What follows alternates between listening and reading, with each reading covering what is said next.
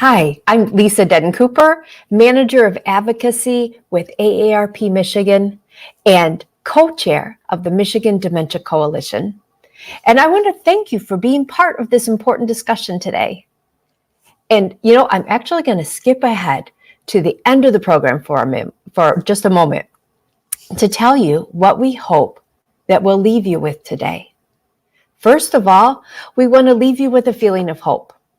And second, we want to leave you with a sense of what you can do to live more empowered on behalf of yourself and your family and your friends. And that might surprise you, but that's why I'm glad you're here. So AARP, as you probably know, is an organization that advocates for people aged 50 and over in public policy. And AARP is involved in this subject because it's on the minds and impacting the lives of more and more of our members across the country. Too often, our culture tends to think of dementia as a death sentence or maybe something to be ashamed of, rather than what it is, which is a chronic disease that a person is likely to live with for many years. And when we do that, when we just think about how we're going to die and not how we're going to live, we miss out on opportunities for people to continue to live well, with joy and purpose, at least to live better than so many people with dementia do now. That's why AARP is committed to bringing you this information. And I'm so excited about the opportunity to speak with our amazing guests today. So, first, I want to introduce my friend, Brenda Roberts. Brenda is the Executive Director of the National Council of Dementia Minds. Brenda has over 40 years experience working with older adults and persons with disabilities. Brenda and her husband, Mark, who was diagnosed with vascular dementia in 2014, are active dementia advocates and speakers. So Brenda, welcome. Thank you for being with us. Well, Lisa, thank you for having representatives of the National Council of Dementia Minds on your program today to share what it's like to live well with dementia. It only seems fitting that AARP Michigan host this interview as we announce our new not-for-profit, because Lisa, you and the AARP volunteers were at the very first conference where our group spoke. And we thank you and AARP Michigan for your support of the National Council of Dementia Minds. As you know, our mission is to develop a national core of Dementia Minds groups, and those are persons living with dementia, who create opportunities for dialogue and education about strategies to live well with neurocognitive diseases. We are especially proud of the fact that the National Council of Dementia Minds is the first known national nonprofit organization founded and governed by persons living with neurocognitive disorders. And I want to be sure to tell the listeners, the viewers today, that you can visit our website to learn more about the National Council of Dementia Minds. It's easy to find. It's dementiaminds.org. Thank you for having us. Thank you, Brenda. And I want to talk a little bit about kind of the format for today's program. And so today we're going to talk with 6 people, each of whom is living with a different type of dementia or neurocognitive disorder. And we want you to be engaged in the conversation too. So if you are watching us on Facebook or YouTube Live, what we'd like you to do is post any comments and questions that you may have in the comment section. We're going to hear from each of the 6 people that are our guests today first. And then after we've heard from all 6, we're going to bring everybody up on the screen together and we'll answer as many of your questions as we can during this hour. So type your questions into the Facebook comment section or the comment section on YouTube if you're on YouTube. So with that, it is my honor to bring on our first guest from the National Council of Dementia Minds, who is Bonnie Erickson. And Bonnie is from Billings, Montana, and she's the National Council for Dementia Minds president of the board of directors. She's a founding member as well. So Bonnie is a former program analyst with the Department of Homeland Security, And she was diagnosed in 2018 with white matter disease and vascular dementia. So Bonnie, I want to welcome you, and I want to thank you and all of your colleagues for being with us today. So I mentioned you're a founding member and president of the board for the National Council of Dementia Minds. That's a tremendous accomplishment. So congratulations on that. Can you tell us a little bit more about the organization, how it came into being, and what need in particular it filled for you in your life as a person who is living with dementia? Well, first of all, Lisa, thank you for having us all. And I'm a little nervous. ARP is a pretty big deal. So the starting story of Dementia Minds, basically, our first project was entitled A Journey with Dementia Minds. And it was a presentation by 8 amazing people, each with a neurocognitive disorder and a dementia diagnosis. Each one of us then share a piece of our lived experiences with our individual journeys. The presentation takes the audience on a journey from the before, during the diagnosis process, and after. So it starts out with, an individual, us saying, something's wrong. I'm repeating myself. I'm word searching. I'm having some confusion. The list goes on and on.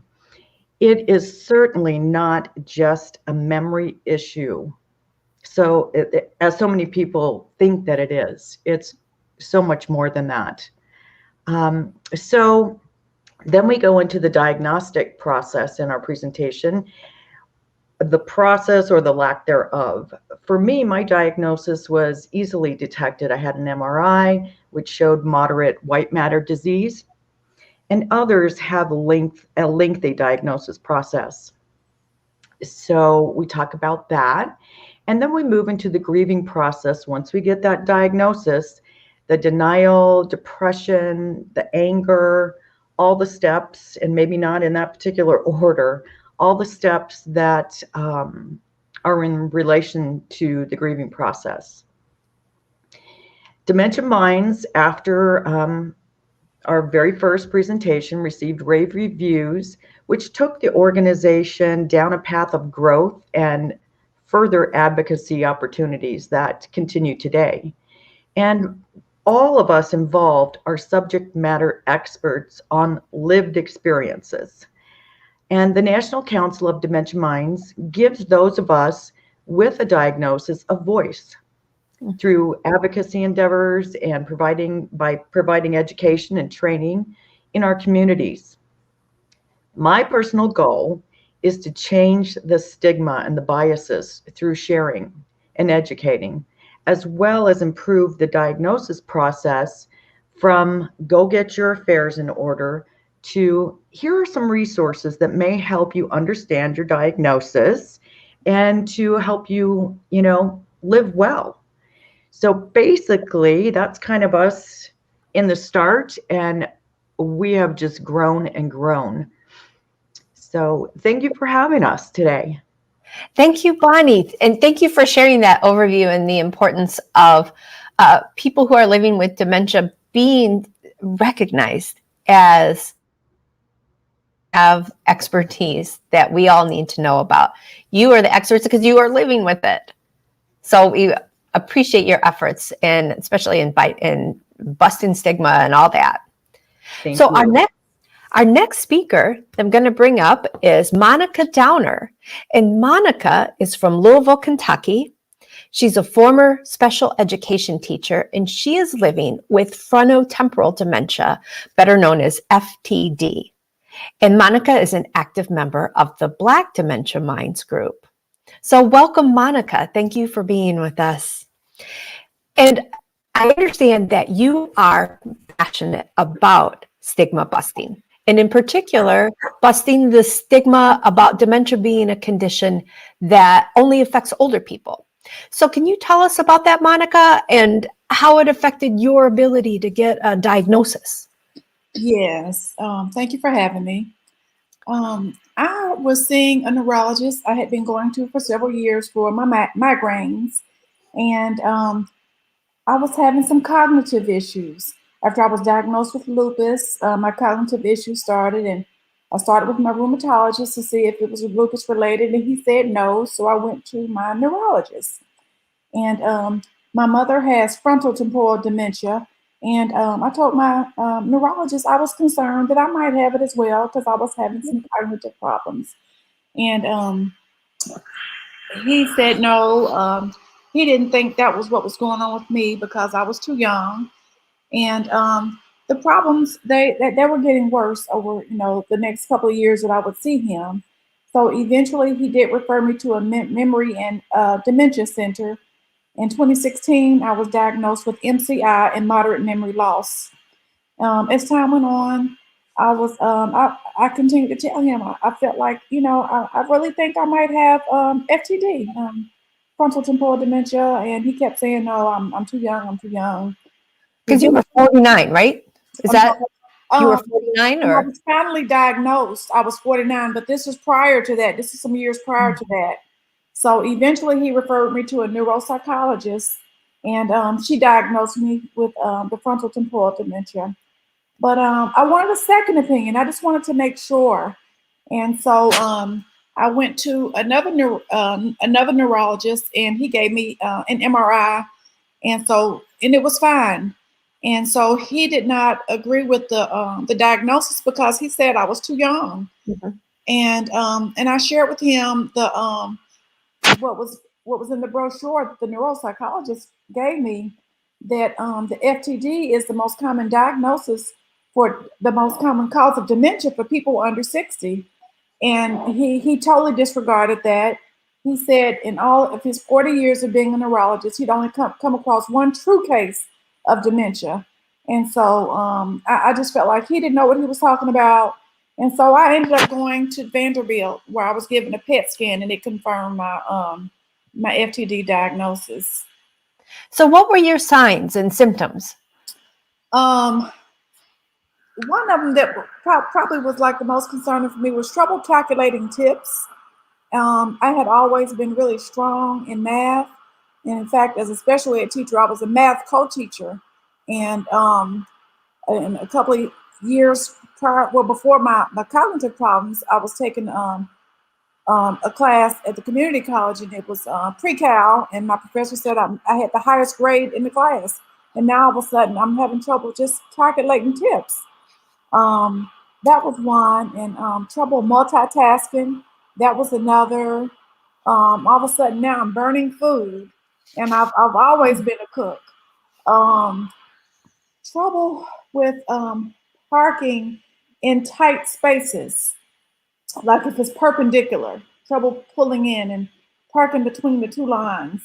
So I would just park in the back of the parking lot or something, and getting in some drive-through spaces in like a fast food restaurant.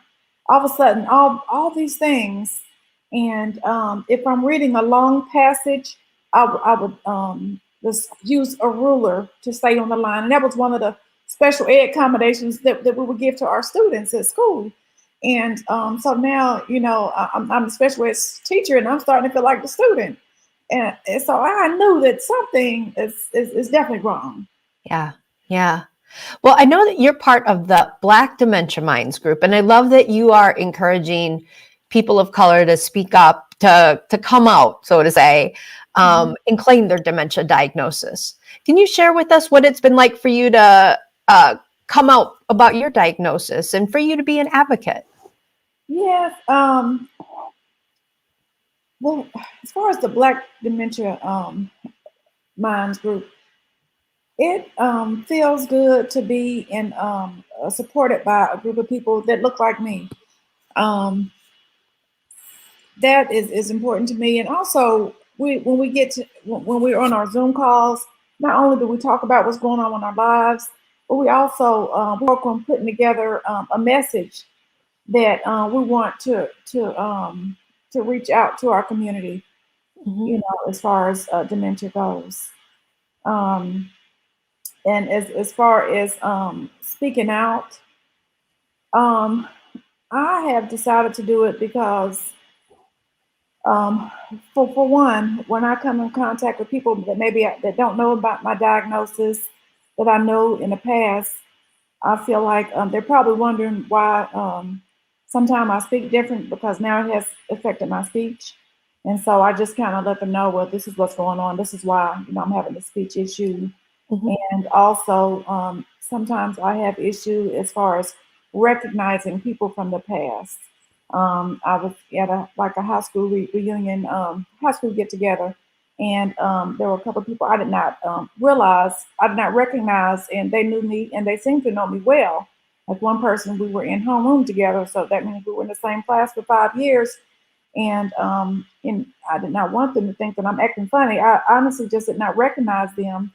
And the next day, one of the girls from our class sent me a picture of her from the yearbook, thinking that maybe that'll trigger me, knowing, seeing that, how she looked back then. And it still was just no clue. And I just explained, well, I'm in the early stage of dementia. Um, but sometimes just opening up that conversation, it allows others to share, their memory problems or, their loved one that's going through dementia. And since I was a caretaker for my mother, I can relate from Mhm. the angle of somebody that's having memory problems as well as somebody that's, that's a caretaker. And sometimes I share resources. A friend was sharing that her sister-in-law has someone that has FTD, and so I was able to share grant information for individuals with FTD. And so it just makes me feel like my life is still meaningful, even though I can't be a special ed teacher still, but there's still purpose. Absolutely. Absolutely. Well, thank you so much for sharing that and for your work as an advocate. Appreciate you being with us here today. Um, Next, I'm going to bring up Dr. Arnold Barrett, and he's from West Bloomfield, Michigan. And Dr. Arnold Barrett, or Arnie as he's known by his friends, is a vital member of the Michigan Dementia Minds group, and he's also a member of the Michigan Dementia Coalition's Health Provider Education Committee. He's a former podiatric foot and ankle surgeon, and he is living with frontotemporal dementia. So, Arnie, welcome to the show today. And I've heard you say that receiving your diagnosis was like being in an earthquake, and then there were aftershocks. Can you tell us more about that? I'll be happy to, Lisa, and thank you for hosting us today. Like most of us that you've already heard, the story starts in the beginning. Well, for me, as many others, I noticed problems within myself that people hadn't noticed along. I'd been able to compensate for things, but I was finding that I could not multitask anymore. If I went to a store, I couldn't find my way back home, even though it was um, a frequent path, and I just didn't even know at that point to turn my GPS on to get home. So it required more and more effort for me, required more effort doing things in my office. I finally said something to my wife, who now watched me a lot closer, and she said, yes, there's definitely something wrong. Went to my primary care doctor. He said, oh, I know you're just overworked and stressed out, you need a break. That wasn't satisfactory. So I was finally referred to a neuropsychologist who, after testing, said, you have mild cognitive impairment, or MCI, and you've got early onset dementia. Well, that was my earthquake. It shattered my life. And the first aftershock basically came sitting there with the doctor after this diagnosis and him going through this list of things that I could not continue to do because of the type of work that I did. So it was like crashing into a wall. We went from working 60 hours a week to zero from the day I had my diagnosis was the last day I stepped into my practice. So that just threw everything off in my life. Other aftershocks that happened from that is it threw me into a depression. Nobody tells you about the depression. You don't know how deep the depression is. You don't know how long it goes on, and it goes on for months and years and sometimes a lifetime behind it. So it is a rough situation. If I go out to a social setting, which now has to be limited to usually 6 or 8 people. If it is a bigger group, I tend to withdraw. I find myself a corner where, there's really nobody around me. Finally, if I do socialize with people, they don't realize how difficult it has been for me to get there. They don't see the time preparation that it takes me going through internet to talk about common things, certainly to go through newer articles about dementia and Alzheimer's. When they find out that I have a diagnosis like this, oftentimes the comment is, well, you don't look like you have dementia. Well, I'm not sure if that's a compliment or not, because what's a person that has dementia or Alzheimer's supposed to look at? They have a pigeonhole figure about it. Most people, when they look at it, they look immediately at Alzheimer's. Well, Alzheimer's is not a major diagnosis. Dementia is the umbrella, where Alzheimer's falls under the umbrella of dementia. So it becomes a complicated thing.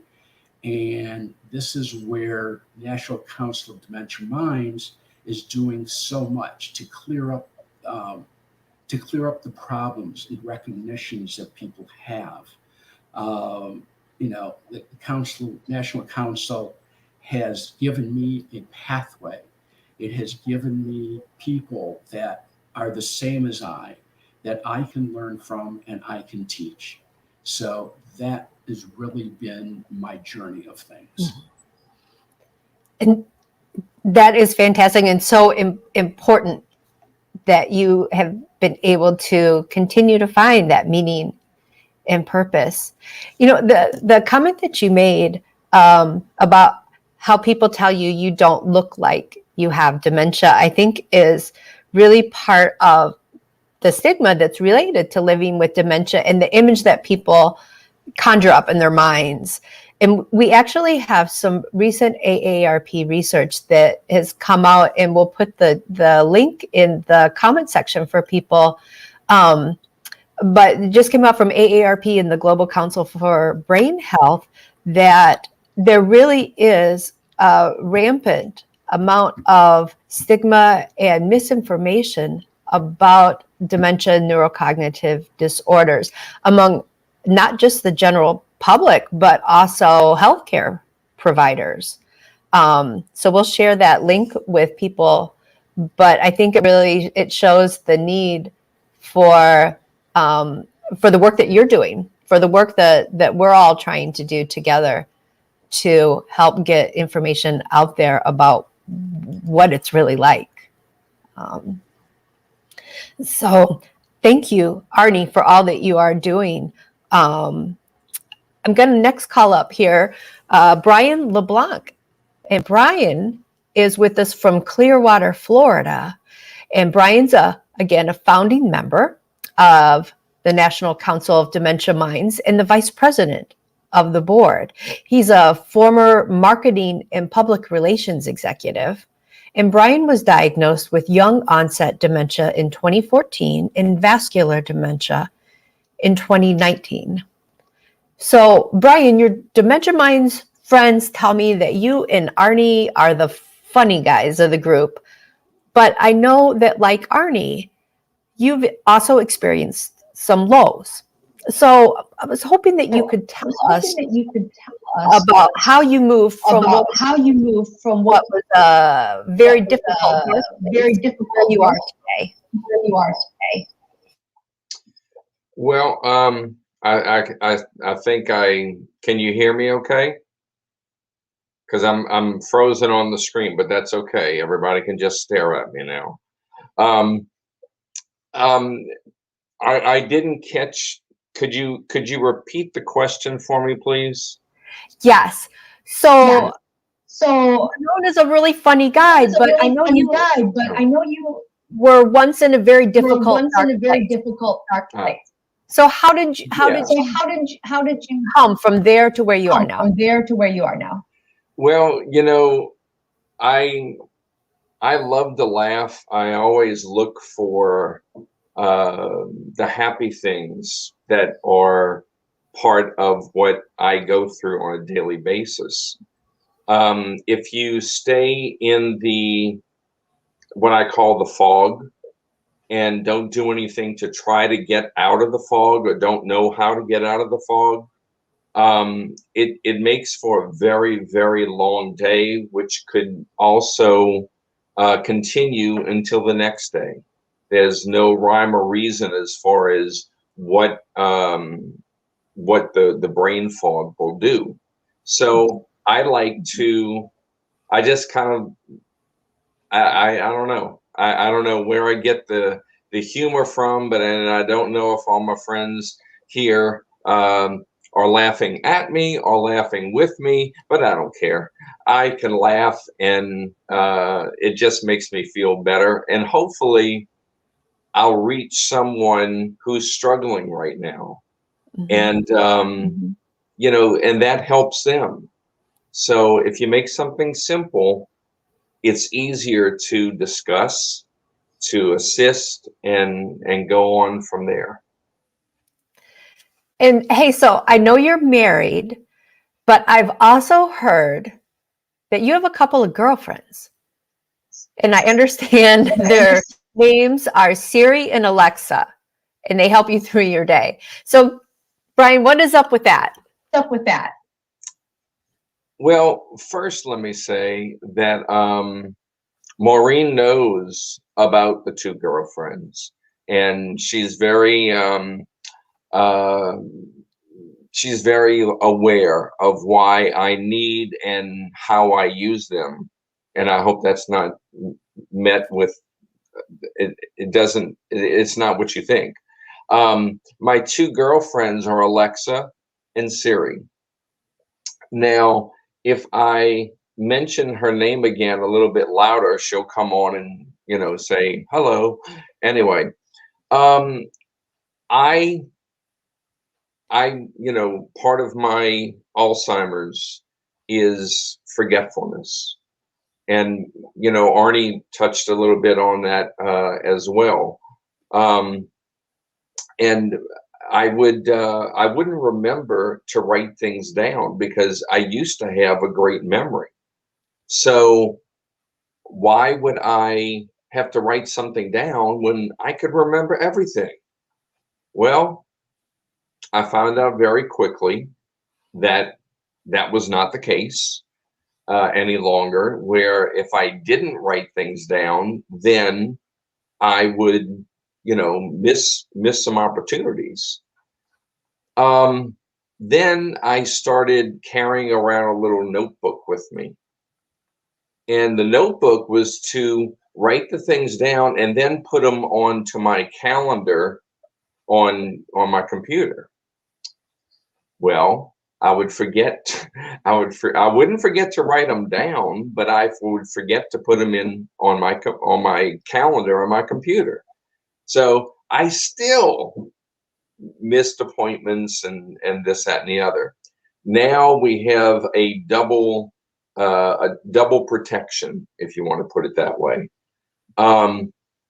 Maureen also takes whatever I'm doing publicly, and she puts it on her calendar, and she puts it on my calendar. So each day when I wake up, the first thing I do is grab for my phone, and I look and see what the day looks like. and so I'll kind of get a feel for what I have to do, when I have to be ready, and this, that, and the other. But I don't like to depend upon anybody to tell me when.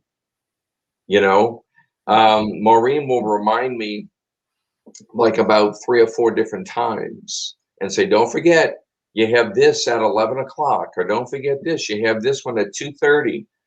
And in the beginning, it's okay.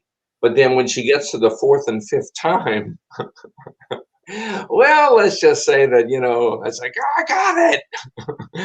It's on my calendar. I'm going to be there. And then I have to go on the apology tour to explain to her, I'm sorry, I didn't mean to yell at you. And, it's a strange, having these diseases is a strange and wonderful life all rolled up into one. If I wouldn't have my friends here on Dementia Minds, it would be rougher than what than what it was before. Because we talk to one another. If we're having an issue, who better to call than someone who is also going through some of the same things that you're going through? And it just makes it easier to hear that friendly voice, to hear what they do and try to incorporate it into my life. And it's just a way to make things as simple as possible, if there is such a way. Well, thank you, Brian, for sharing that great and really interesting information. Your story, I love how you have figured out accommodations. I mean, you've got the assistive technology, and we've got the smartphones, the Siri, the Alexis, but also your support and your support group, and the importance of that. It's, I think, really important for all of us to think about and know. Hey, so next I'm going to bring up Dianna Blackwelder, and she's from Washington, D.C. And Dianna is also a founding member, and she is the treasurer of the National Council of Dementia Minds. So Dianna is a former systems engineer, and she was diagnosed with young onset Alzheimer's disease in 2017 at the age of 55. So Dianna, welcome. And I see from reading your bio that you are a highly educated woman with a master's degree in systems engineering and a black belt in Six Sigma process improvement. So is it rare for highly educated persons to receive a diagnosis of dementia? Well, thank you, Lisa, and thank you, AARP, for having us. No, it is not rare. And to be honest, when I was seeking a diagnosis for the issues that I was having at work and at home, I thought the same thing, because my research kept leading me to some sort of dementia. And I kept thinking to myself, well, that couldn't possibly be it, because I'm not old enough. And even my first doctor that I spoke to thought the same exact thing. It couldn't possibly be it. I am too high functioning. I was still able to do work. I was having a lot of issues at work, but I was still able to go to work, and I was still living alone successfully.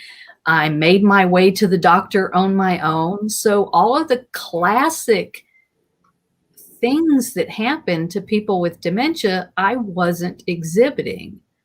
But all of the non-classic things, I definitely was exhibiting. And so that made it hard. But I've been a lifelong learner my entire life. And I like to say I still am a lifelong learner. And as part of the joy that learning brings me is being able to share what I've learned so that others can learn, and not necessarily learn the exact same thing I've learned, but to take their own background and apply it to the information I'm sharing, and then we can both really learn from each other.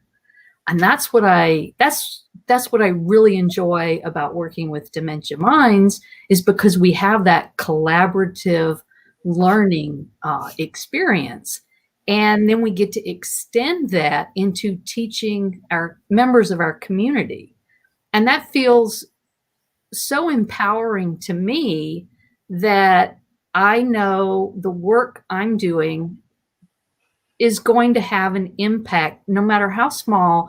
It is having an impact, and hopefully preventing others from having to go through this long diagnostic process, this second guessing you by your doctors, and make life easier on all of us. Because I don't know, it's just like there's just something innate in me that wants to always help others.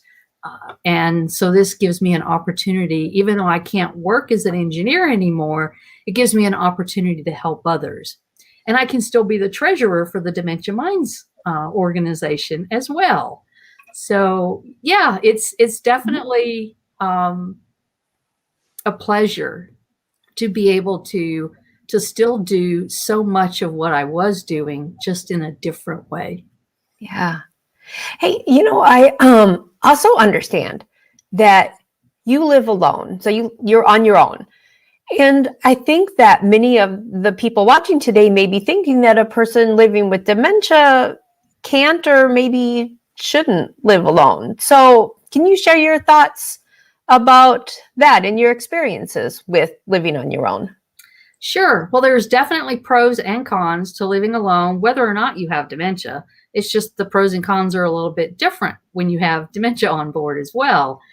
But for me, well, I like to, when I talk to people about living alone, is that to say, well, this works for me. And I'm sure it works for a lot of other people as well. So don't fall down the snake pit of, well, if someone has dementia, they now have to have someone with them 24 hours a day. Because the early stages of dementia, that is not so. And that can last for many, many years. So don't put the cart before the horse, so to speak, by shifting the person with dementia to a status that they're not in yet, because that diminishes our value and our sense of self-worth.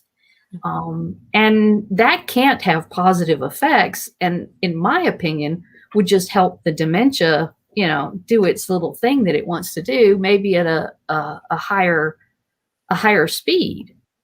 Well, one of the things for me specifically with living alone that's so positively impactful, and I find myself being grateful for it on many, many occasions, and that's that having full control over my house environment and where everything is. So I put things in a place that has meaning to me, and so I can remember it, and it's always in that place. I make it a point never to just get in a hurry and lay something down, because that doesn't work. I've learned, and there's that learning again, I've learned over time that doesn't work for me. And so living alone, I know that if I'm looking for something, it's only in one place, or it's in one of three places, like my glasses. It's in one of three places. My house keys are in one place and one place only. If I find myself walking through my condominium with my keys in my hand, I'm like, hold on. Even if somebody's here with me, I'm like, hold on, wait. And I make them wait while I go walk back to the front door, and in the bowl they go. Because I know as soon as I set them down or unthinking put them in my pocket, it's going to be a day-long effort for me to find my keys. And so I just avoided. So you've got your hack, you've got your routines that you stick to. Yes. Excellent info. Well, thank you, Dianna, for sharing with us and being here today. Hey, next I want to bring on Terry Montgomery. And Terry is from Duluth, Georgia. So Terry has had a varied and interesting career, from accounting and tax preparation to social work. And she's an active dementia advocate serving in leadership roles. She's a member of the Black Dementia Minds group that we mentioned a little earlier. And she is living with early onset Alzheimer's disease.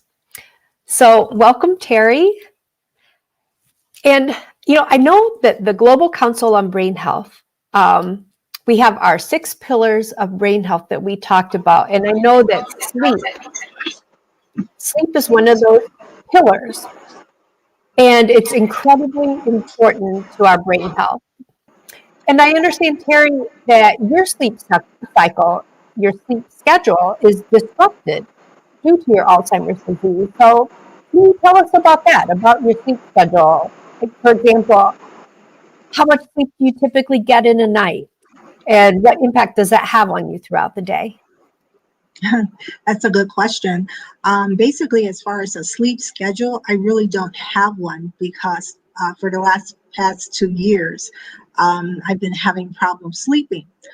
So typically what I do is that if I go to bed or lay down at 8 or 9, then I will sleep an hour, hour and a half. Like clockwork, I'm going to wake up at 11 if I go to bed at 8. If I go to bed fall asleep at midnight, I'm guaranteed to wake up at 2.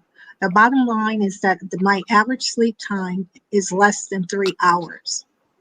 When I finally can go to sleep or take something to make me go to sleep because I need to shut the body down, I'm going to wake right back up within that 1/2 hour window to 2 hours.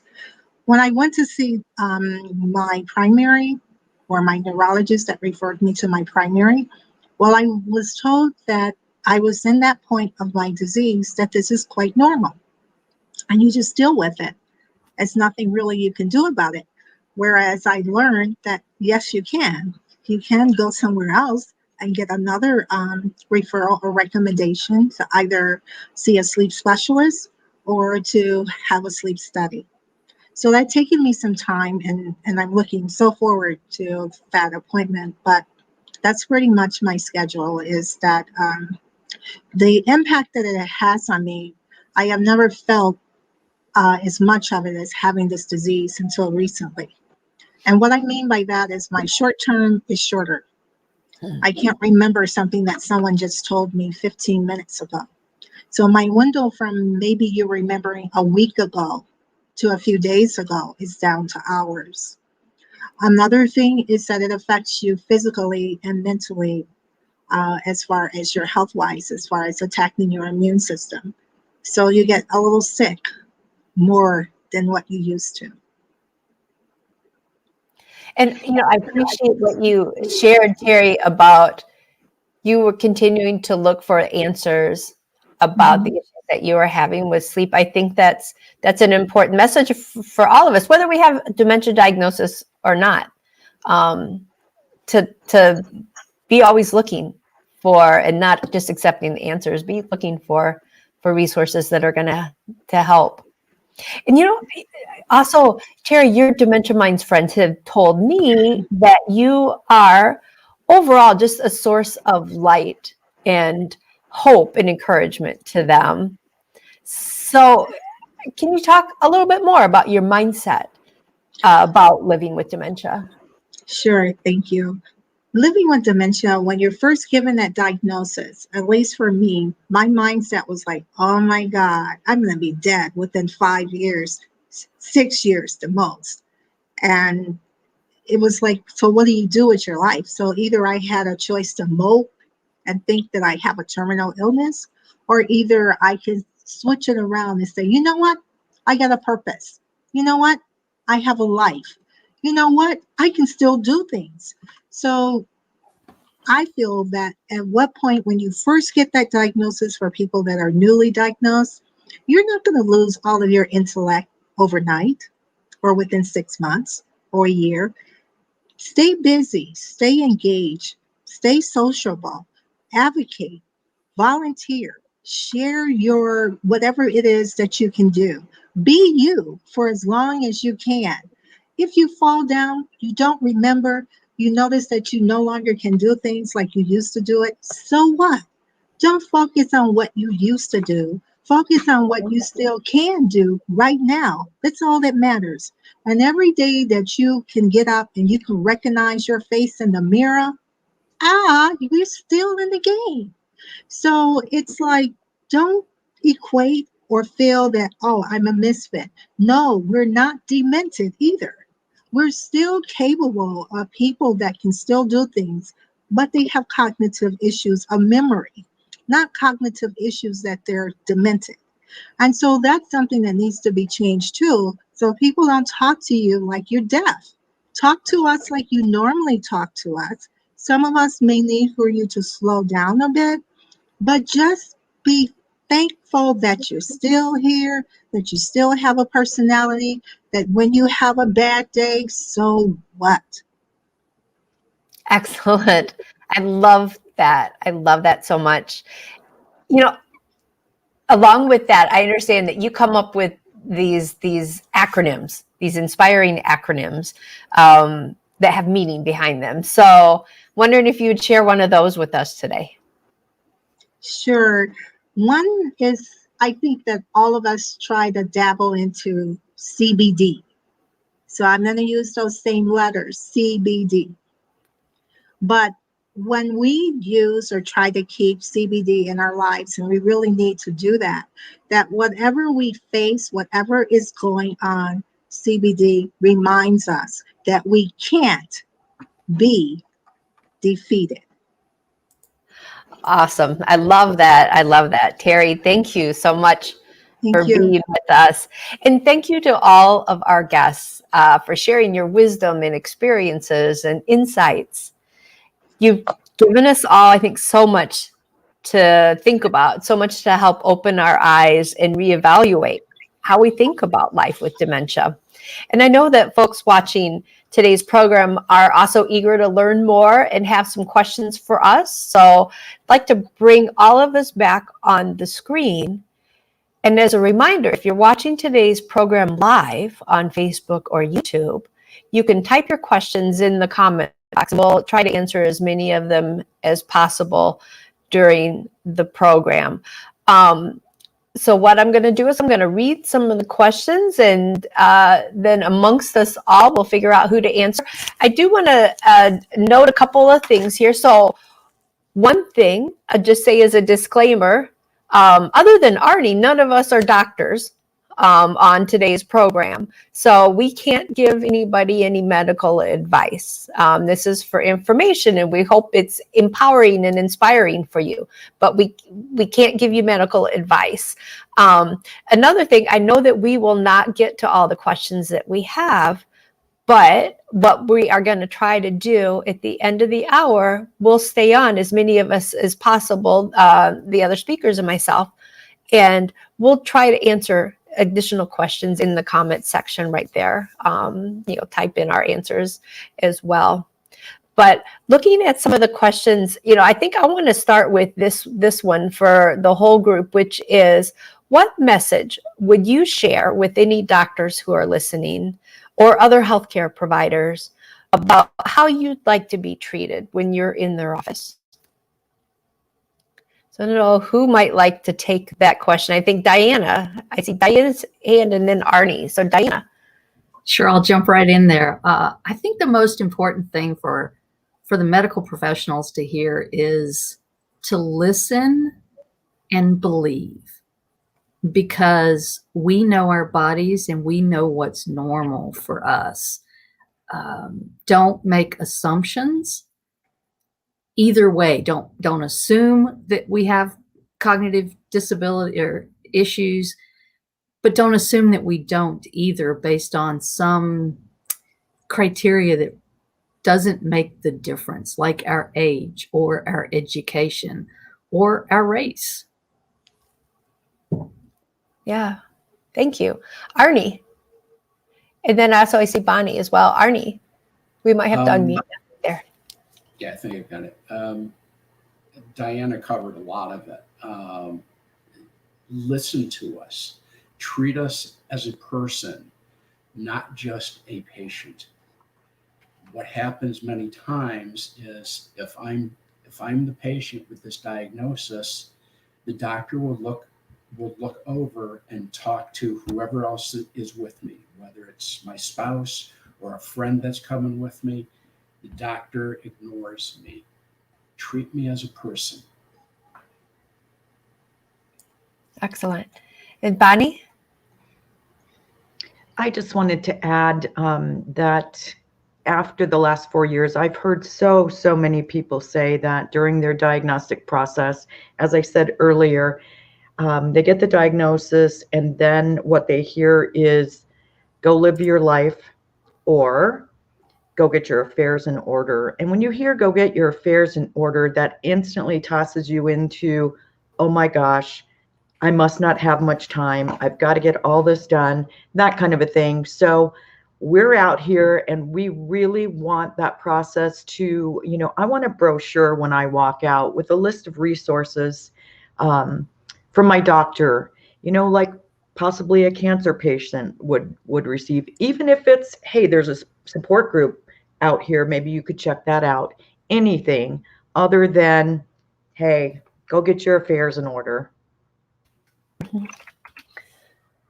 Thank you, Bonnie. And, we've got a couple of questions here. I'm going to kind of combine here. I see we've got a question from Anne, who says, my mom is 84 and has exhibited signs of dementia. Is it important for her to go through the diagnostic process? And then similar question from Kathleen. At what point should you seek a medical diagnosis? So I know we talk a lot about the importance of early diagnosis, so you get time and what's going on, time to adjust, time to recalibrate your life. Anybody want to speak to that? Yes, Dianna. I'm sorry for piping in there before you, Bonnie.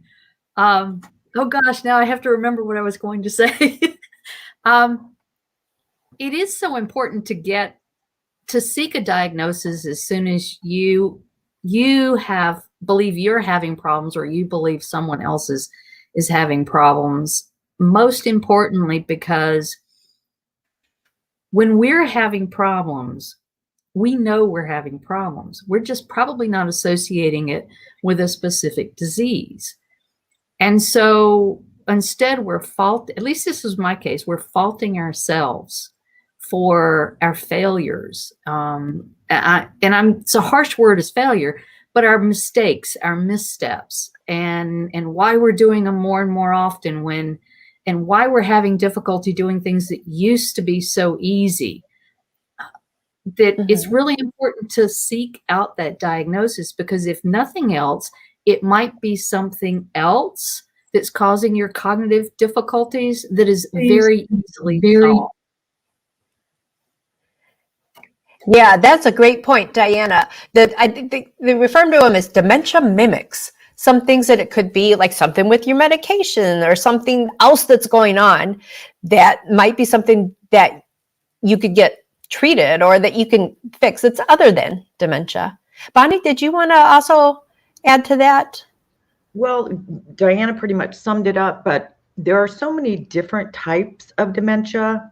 And for example, for me, had I just kind of sat back and not sought a diagnosis, I could be far worse than I am today. I have vascular. There are things that you need to control with vascular, blood pressure, cholesterol, etc. So my medication regimen completely changed after I had my initial stroke. So yeah, you need to get in there. And if you don't get to the bottom of it, find another doctor who'll listen to you. Find out what's going on. It's your body and it's your responsibility. Yeah, knowledge is power. Knowledge is power. Absolutely. Yeah. Hey, so another question, and I know I've heard several of you talk about this before. A question from Jane: is cognitive therapy available? Someone perhaps with memory strategies, maybe a speech language therapist. Who would like to speak to that? I know that I've definitely heard successes that people have had with speech and cognitive therapy. Anyone want to address that? Arnie? Yes, sir. There are many different avenues depending of what's going on. If you are having speech problems or things with aphasia, certainly certainly a speech pathologist is very helpful. If you're having balance issues or trouble walking, physical therapy is there. Somebody to guide you through some of the mental problems you're having, to give you a workbook of puzzles to go through is very helpful. So there are a lot of things that can be done depending on problems that you're having.